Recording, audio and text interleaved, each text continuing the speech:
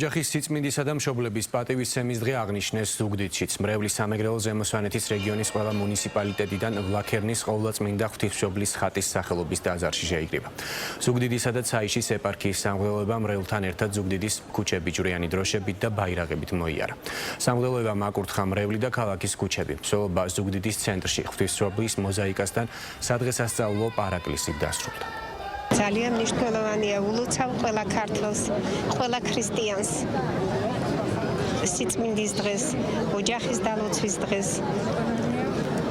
ყველა ქრისტიანს დიდება უფალს. ულოცავთ ყველას, დღევანდელ დღეს ყოველს ოჯახში ყოფილიყოს მშვიდობა და ყველაფერი საუკეთესო. ულოცავთ მთელ საქართველოს ზუგდიდიდან ოჯახის სიწმინდის დღეს და ძალიან მიხარია რომ ზუგდიდში ესე ერთობით ჩვენი მოსახლეობა აღნიშნავს ამ დღესასწაულს, რაც მანიშნებელია იმისთვის რომ ჩვენთვის ოჯახი არის ერთ-ერთი მთავარი სიწმინდე.